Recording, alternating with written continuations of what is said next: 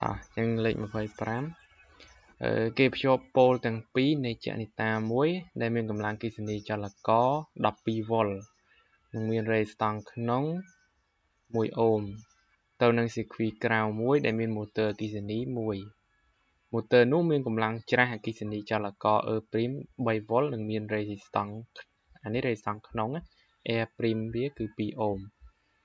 កគណនាអាំងតង់ទិចរន្តឆ្លងកាត់សៀគ្វី ហើយកគណនាតង់ស្យុងនៃសៀគ្វី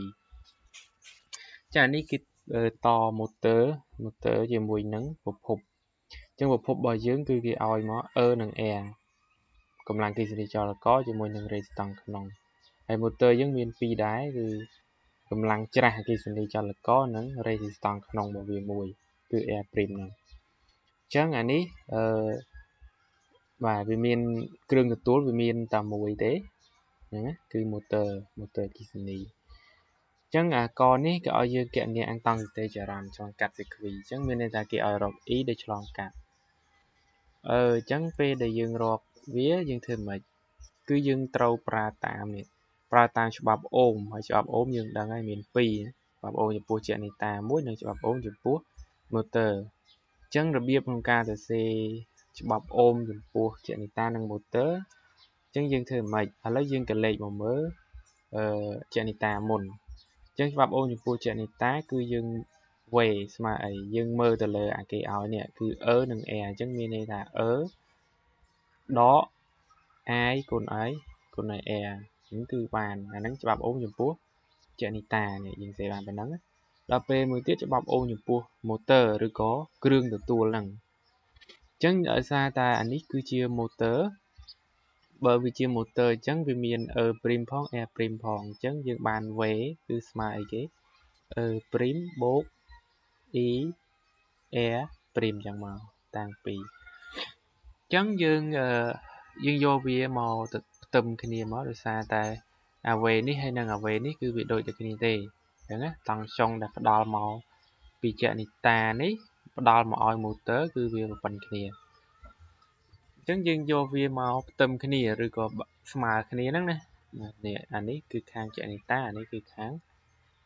ម៉ូទ័រអញ្ចឹងយើងស្មើគ្នាដើម្បីអីគឺដើម្បីទាញធ្វើម៉េចឲ្យយើងទាញរកចរន្ត E នេះឲ្យបានណាអញ្ចឹងយើងបោះ E' នេះខាងអង្គទី1មកអញ្ចឹងបាន E ដល់ E' ស្មើ R' E បូក RE អញ្ចឹងមកហ្នឹងហើយអញ្ចឹងយើងមើលខាងអង្គទី2នេះយើងមិនអាចទាញអីគេជាកតាទាញ I ណា E អញ្ចឹងយើងអាចថា R' បូក R អញ្ចឹងមកអញ្ចឹងបានប៉ុណ្ណឹងយើងអាចទាញរក E បានណាអញ្ចឹង E ដល់ E' លើ R' បូក R អញ្ចឹងមកហើយអានេះយើងមិនស្គាល់អស់អញ្ចឹងហើយE' R' ស្គាល់អស់ហើយណាអញ្ចឹងយើងជួសមកឃើញ3អាំពែមួយទៀតគេឲ្យយើងគណនាតង់ស្យុងនៃចនិតាអញ្ចឹងគណនាតង់ស្យុងនៃចនិតាគឺរកវេហ្នឹងហើយអញ្ចឹងយើងមើលចំពោះចនិតាគឺអាមួយនេះអញ្ចឹងហើយអញ្ចឹងបើសិនជាយើងរកតង់ស្យុងមកវិញយើងប្រើតាមច្បាប់អូមចំពោះចនិតាដែរអញ្ចឹងយើងយកអាលើនេះមកគណនាមកនេះវេស្មើ E ដក RE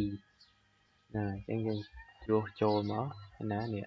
អញ្ចឹងនេះឃើញតាមមួយវេស្មើ E ដល់ RE អញ្ចឹងយើងស្គាល់អស់ហើយចរន្តនេះគឺយើងរកឃើញមិញដែរគឺ3អាំពែចាំពេលយើងជួយទៅឃើញមក9 វ៉ុលអាចរន្តហ្នឹងដោយសារតែយើងតនេះគឺការតជាសេរីវាមានតែឯងនិយាយចំទៅវាមានតែឯងអញ្ចឹងចរន្តដែលរត់មកគឺវាប៉ុណ្ណឹងចូលមកប៉ុណ្ណឹងតែបើសិនជាតជាខ្នែងអាហ្នឹងវាផ្សេងប៉ុន្តែយើងអត់ទាន់ដល់យើងចាំលំហាត់ក្រោយតលំហាត់មួយទៀតលេខ26អញ្ចឹងអានេះផលសង potential នៃប៉ូលទាំងពីររបស់ថ្មពិលមួយមានតម្លៃស្មើនឹង 50% នៃកម្លាំងអគ្គិសនីចលករ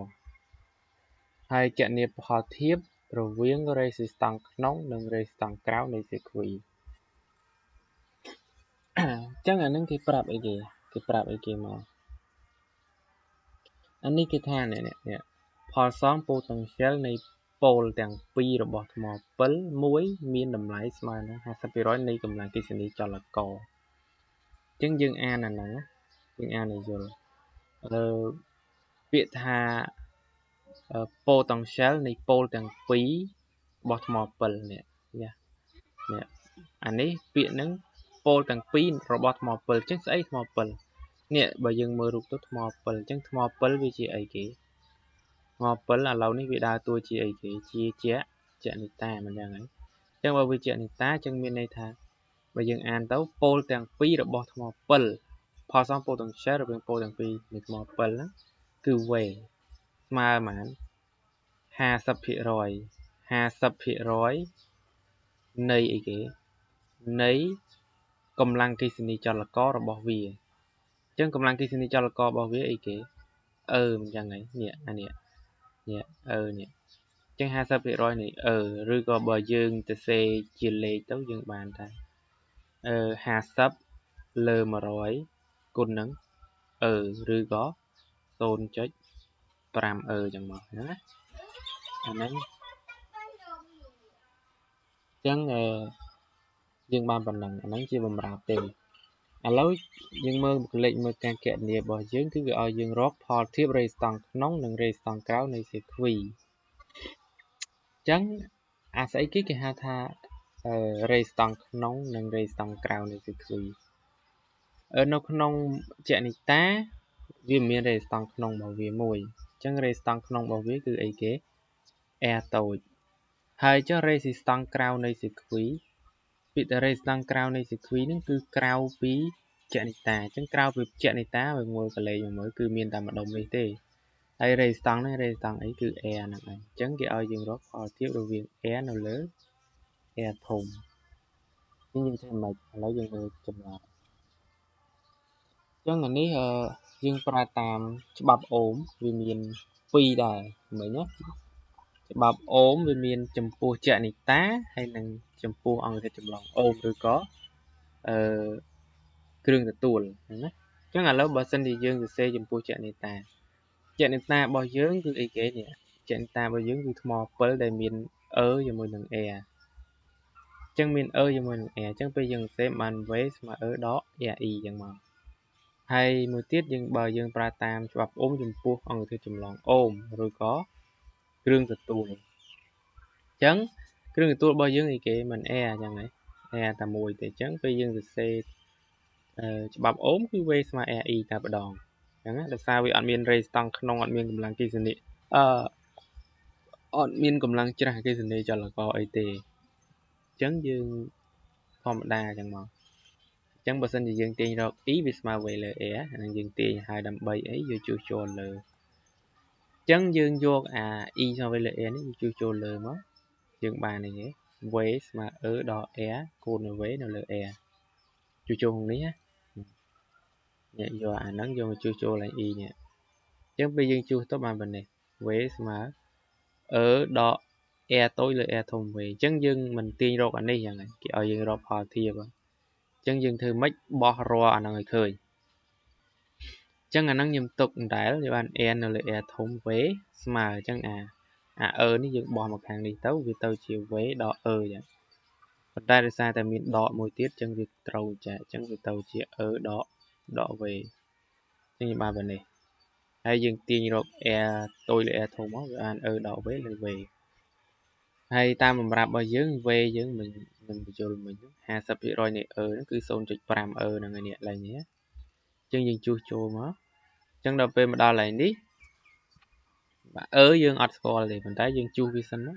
ដក 0.5 លើ 0.5 អញ្ចឹងមកដល់កន្លែងនេះដក 0.5 វាបាន 0.5 ហ្នឹងហើយអញ្ចឹងយើងសម្រួល